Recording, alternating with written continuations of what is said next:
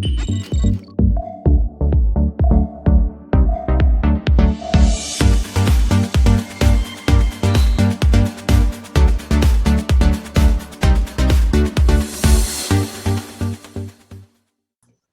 to Dove and Dragon Radio. I'm your host, M.L.Ruscsak. I'm here with Dr. Tracy and her wonderful books. Welcome.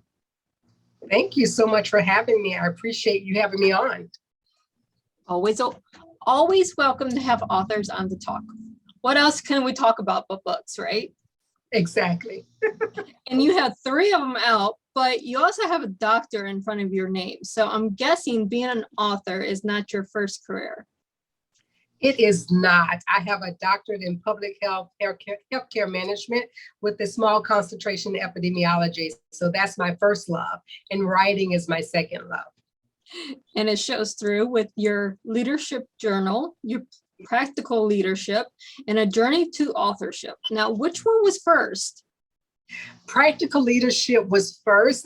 Lessons learned from Mickey. That was a leadership book that I wrote from my experience being in leadership positions within HHS. So I used Mickey Mouse to make it a little funny and interesting, but to really talk about some serious leadership issues that we need to continue to address and continue to be aware of as we continue to work and mentor those coming behind us. Right. I mean, okay, being in a leadership position half my adult life, I mean, I understand, there's challenges and struggles and things that you have to have in leadership. You can't have a leader that's in a position that doesn't know what they're doing. That's one. Absolutely.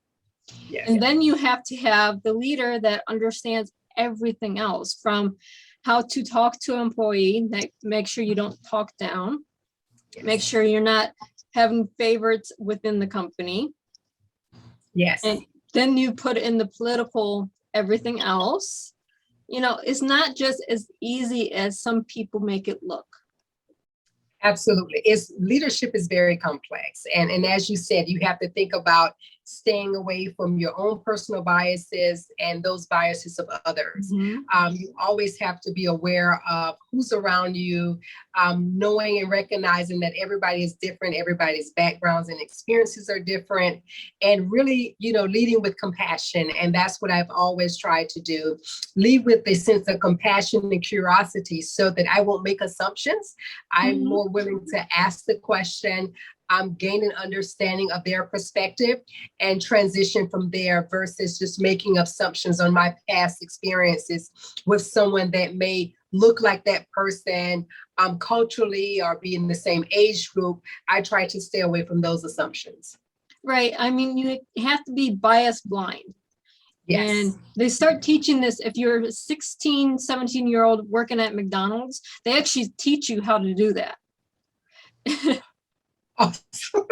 They need to bring that to corporate and the federal agencies to really teach people how to do that as well, because biases come out. Unfortunately, sometimes we can't control them, but we need to know how to correct them. Mm-hmm. and be compassionate when they do appear. It is. I mean, anyone that's ever went through MCU, which is McDonald's University, has been through the training to look past the biases. Excellent. And that's something that has to be translated from a restaurant to everything else. Exactly. Absolutely. I mean, if anyone out there in corporate America is listening, I mean, enroll in MCU. Great suggestion. Well, let's cross promote and teach something that actually is taught in hospitality into government or HHS or whatever other business you're in. Or if you're in a leadership position, you need this anyways. Yes, and even if it's not offered, I think it's okay to seek out those opportunities on your own as a leader to really try to enhance your leadership skills and capacity. Sometimes people limit themselves to what their organization is offering when there are so many other organizations offering so many different dynamic trainings on cultural bias, on hiring bias, on diversity, on inclusion that we all should consider tapping into and really thinking outside the box and thinking of things in a different way. Now, did this lead into the leadership journal? So yes, the leadership journal is actually my third book. And what I did with the leadership journal is being a leader, sometimes you want to take notes and you didn't really have your personal notepad, when you're writing on notepads that's sponsored by your organization or provided by your organization, sometimes that can get about sticky about ownership. So I created a leadership journal for leaders to really write down their thoughts, their plans, their goals, and their objectives. And it also comes along with some famous quotes from some of our greatest leaders in the world, and Albert Einstein, Rosa Parks, and some of the greatest leader. I think I have one from Warren Buffett in there and Oprah Winfrey. So I just really look for diverse leaders, diverse backgrounds, and really got some inspiring quotes, because hopefully as they open that journal, they will see a quote that really touches them and inspire them to continue to lead that day. So it came third, yes. I mean, okay, so we have a lot of inspirational leaders that we have had in our past and our present. We're trying to get those awesome leaders to come in from our future. Yes. And that is the next generation. That's our kids, our grandkids. And we have to raise them, but we have to teach them what it means to be a leader. Being a leader does not mean, oh, I have 2 million people following me on Instagram. Exactly. And it does not, we're looking at a wave of a new generation coming into the workforce, and some of them are coming at in middle level management. And what is being recognized, and I think what most companies have to recognize, is this community of leaders actually look at leadership more from a flat level versus the hierarchy or the pyramid level. They want to be innovative. They want to seek acknowledgement. They want to be open to be creative in their things. And that's how they look at leadership. And that's how they're measuring leadership now, not like our traditional way of, climbing the ladder. They're not into that. They want to, their level of accomplishment is not that CEO position or that VP position. It is creating something that's innovative for their community. And I think we need to shift and look more into that paradox. I mean, we have our companies, our traditional companies. You have your CEO, your COO, and then from them you have your CMO, CFO, a bunch of initials. Yes. And then you have your employees, your grunt workers, your factory employees, your, the entry level positions. They don't want those entry level positions. They want to be at the same level as your CMOs. Exactly. And it takes a lot more to get there educationally wise, but at the same time, we have to strip our mentality, because there's a lot of great entry level people that are coming up that, because they have worked or lived in the digital world, may have more experience than your CMO does. Absolutely. And it takes a leader that is confident, a leader that is sure of him or herself, to recognize that and also allow that creative being to express themselves and create at that level. And you described that so beautifully, because that's exactly what's happened. It's not anymore about the training and the education that we think it's about. It's about that exposure. It's about the experience. And it's also about partnerships. The new generation, they're more willing to partner across organizations and agencies to work on initiatives versus being isolated, if you will, into one organization or one silo. And I think overall, this pandemic has shown us that, we're all connected globally. So those are the things we need to embrace moving forward.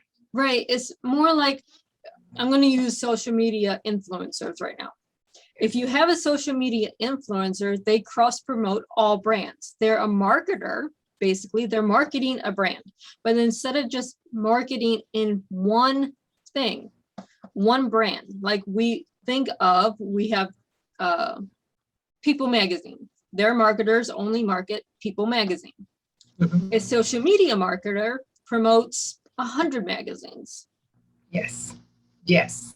That's the mentality we have to shift to. We don't need that one marketer that's paid 6 figures when I can go to a social media influencer, cut that cost in half as a business owner, and they're cross promoting different brands. Now you're going to the cross promotions going on.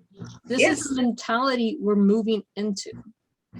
Exactly. And I think it's a beautiful thing because when we look at cross promotion and cross collaboration, we're also open to being inclusive of all people, all ideas, all strategies, and all things. And I think that that's where we need to go, and that's what the focus should be.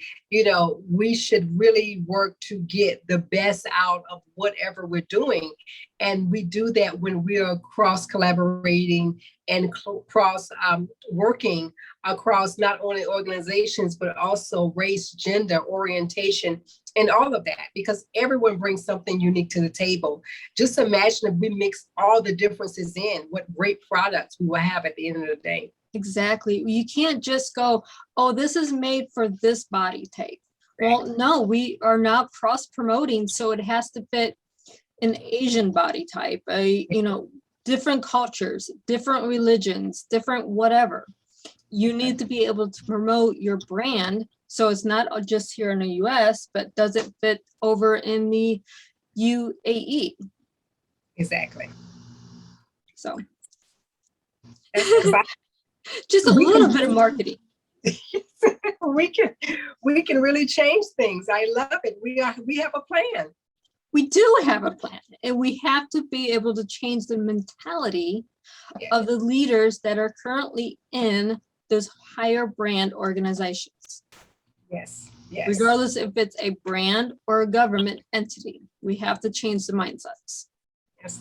And I think, one vehicle to do that is what we're doing now, having open dialogue about it and continue to talk about it openly and continue to make them aware, because sometimes people are just working so hard in their silo.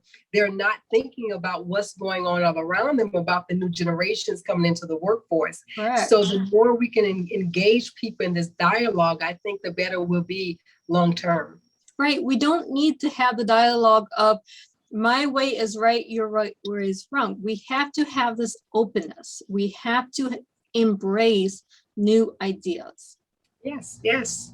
And agree to disagree, but have the conversation, because I think, even if we don't agree, if we have the conversation, if nothing else, we built a relationship. Correct. We built a partnership, and that's the most important.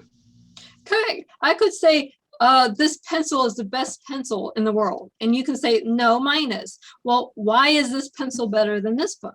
We have to have a dialogue, regardless of what it is, this hypothetical pencil or a clothing brand or a government sponsored program or whatever it is. We have to have leaders that embrace new ideas. Absolutely. So then we get into your second book. We kind of got out of order, your journey to authorship, because obviously you wrote the first book and go, wait, this isn't as easy as I thought it would be. Absolutely. And that's exactly what happened. There was so many points of frustration when I wrote my first book. I spent hours sitting in Barnes and Noble, frustrated, because there's so many writing books and how to write a book and different components. And, you don't have time to just sit and read for years to write and publish one book. So after I wrote my first book and I kind of got the process down that worked for me, I wanted to share that with other writers, so that even if all of the points that I use may not work for them, they will have sort of a guide, an outline, a journey to take, and a checklist to really see what needs to be done, how it needs to be done, and what's beneficial. things that I got hung up on was titles and not recognizing that I didn't need a title when I first got it started, or I didn't need to decide how many chapters I would have.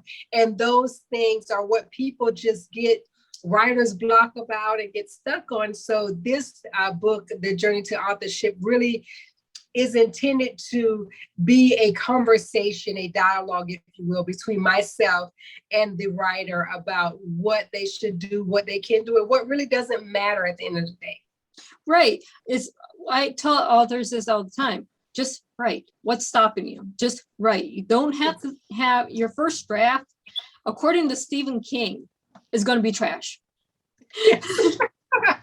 So just write and get your thoughts on paper, then go through it and see what you want to keep, what direction you actually want to go, and then write a good first draft. Absolutely. That's exactly what you should do. Yes.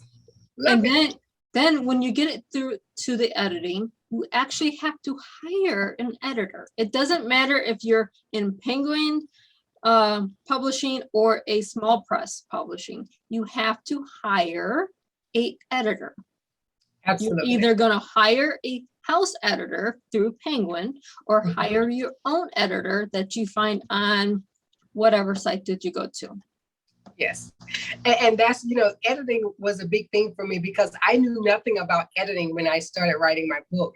And then when I got to the point where I needed to hire an editor, I didn't realize there were beta editors and grammatical editors and all these type of editing that goes into a book. And so that was definitely an educational point for myself. And it also, encouraged me to really interview different editors because you want to make sure that you're getting what you need when you're getting your book edited. I see so many books that are published with grammar errors and not properly formatted, and things are not really linking the paragraphs. And I didn't want that for my book. So I did some research on editing, and I found a young lady, it was a team of editors that work well for all three of my books, and that worked out. But those things people don't know, and that's why I have a chapter in the book on editing, because people need to know that there's different types, there's different options, but at the end of the day, you just need an editor. Yes, you do. Then you need a cover. Yes. Yeah. Okay. So we went through, wrote the book, we have it edited. Now we need a title, and then we need a cover. Now your title goes with your cover. If you have a, title that is telling a story, you want your book to tell the story. If it's a self-help nonfiction book, your covers needs to reflect that.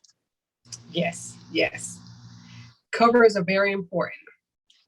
Having a Canva pre-made KDP cover, it may not be the best thing when you can go to a cover designer and go, okay, here's my idea. Can you help me bring it to life? Absolutely. And those are the things that I encourage everyone to outsource. Even if you're the best designer, I don't think you should design your own cover. Definitely outsource it. And I outsourced mine. I got a couple of versions, I think 5 versions. And I just put it out there on social media and had people vote. Because one way that takes away my personal bias, and then you want to get an idea of what people are thinking when they see your cover, what messages it sends. So those are some easy things that I put in the book that really takes a lot of pressure off of you as you're trying to get that cover, make sure the title makes sense, and really Googling your title. And that's something that I didn't think about until I had to do it, to make sure no one has your exact title out there as well. So it's those little things that I think people get caught up on that I wanted them to be able to embrace with joy and check it off and keep it moving. Right. And there's one thing, I don't know if it's in your book or not, but run your book like a business. Yes, absolutely. If you're not running it like a business, you've made the product and it's sitting on the shelf and you do nothing with it, it's going to sit there and do nothing. Yes. I touched on, I think, marketing and in the business piece a little, but not a lot. But definitely that's something that we have to think about, because I think a lot of people make the assumption that if they write a book, it's going to sell millions and you're going to be a bestseller just by writing and publishing a book. That is not going to happen. No, it's not. You need a cannot be business the plan next for your book. J.K. Rowling's or Stephen King or whoever, you know, if you don't market your book. Yes, yes, You yes. have to work the book like you would a regular business. You have to have a marketing plan. Yes. Even if your marketing plan is $100 a month and that's your advertising budget, you're still doing something. Exactly, exactly. And that's great advice, because to be transparent with my first book, I did a lot in the beginning, but after the first 6 months, I did not have a marketing plan for my book, so I did nothing. But you have to continue to build your audience and build your readers. And it takes work every day doing something to promote your book. I am guilty of that, totally transparent. I don't do that like I would want to. But if you don't, it's not going to sell in the way you want it to sell. Oh, honey, I'm so transparent. I have 17 books out. I haven't marketed one this year. And they're in 10 languages. I haven't marketed any, because what do? I don't concentrate on me anymore. I write the books for fun. They can sit on the shelf. I will promote another author before I promote myself. Oh my gosh, 17 books. Congratulations. Thank That's you. amazing. Thank you. Oh my, yes. I mean, there's some that are short novellas. And if you're an author or reader, you know a novella is like under 100 pages. Yeah. And they're for kids. But at the same time, I have my core books, which are 300 to 400 pages each. You know, you have those mixed in there. Exactly. Exactly. So yeah, but I won't promote myself. I'm like, okay, if someone wants to Google me, okay, you know, I'm ML, I have this radio show. What else do I do? Well, put it in there, you'll find my books. But otherwise, you're not going to find anything because I don't promote myself. Yeah, I think that's a lot of us. You know, I'm one of those people that goes to the Cab Book Festival and buys hundreds of books. And, you know, not to read them, just to support other authors, you know, because everybody loves to sell, you know, their art. And everybody says to me, why don't you get a tape? And I'm just like, you know, that's just not my thing. I just rather buy everybody else's book. I'm okay with that. Right. When you promote someone else, it makes you feel good. It does. It's so rewarding. I love it. It is. It's the most rewarding thing in the world. You can promote other people, make other people happy, and share information that is, you know, needed for this culture that's coming up that are now in high school. Exactly. Exactly. And you know, share free information. I'm so irritated when I see people want people to buy information. I'm like, oh my gosh, where do we get to this point? You know, if you're helping to build generations, whether it's generational wealth or generational knowledge, you know, it should be free. Conversation should be free. Exchange of information should be free. But I've seen during the COVID response that we're kind of getting away from that, and people are, you know, trying to take advantage and charging people for the simplest information, which is unfortunate. I have seen programs that are 3-day programs. They want to charge a minimum of $3,000 for 3 days. For 3 days. Does not include your airfare or hotel. It's just to sit in a conference room with 100 other people to listen to the same information, and you might get 10 minutes of information out of those 3 days. That is so unfortunate.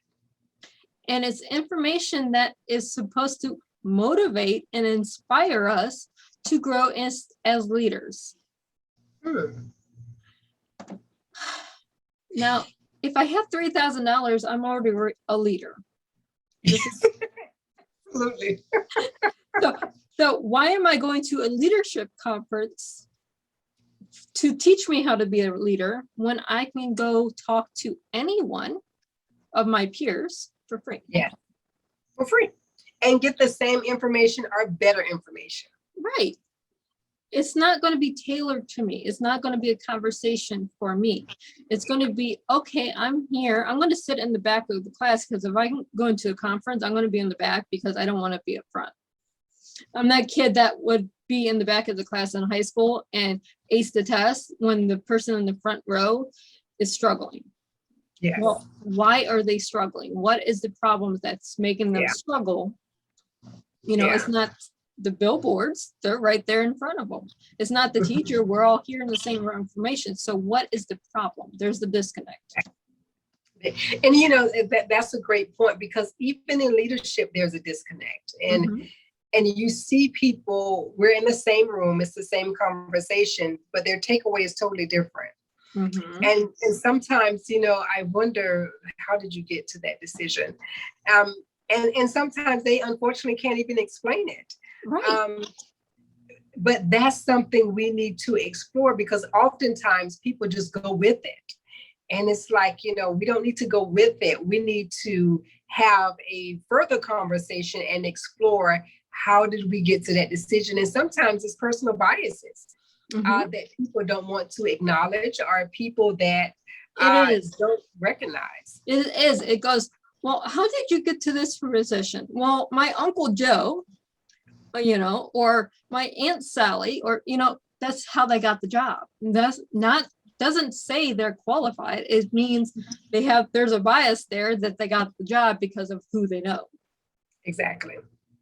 But we are almost out of time, unfortunately, because this is fun. So where can our readers and our listeners find you?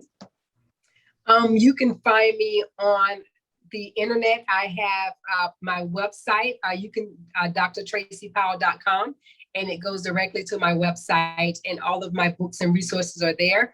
I'm on LinkedIn at Dr. Tracy Powell as well. And those are my two sources. I am also on Facebook, Dr. Tracy Powell. So everything is just Dr. Tracy Powell. And you can definitely find me, engage me, and I would love to talk to the readers and just have dialogue and conversation. Right. This was so fun. And thank you so much for being on the show today. Thank you. I enjoyed it. See you soon. See you soon. And for our readers and our listeners, happy reading.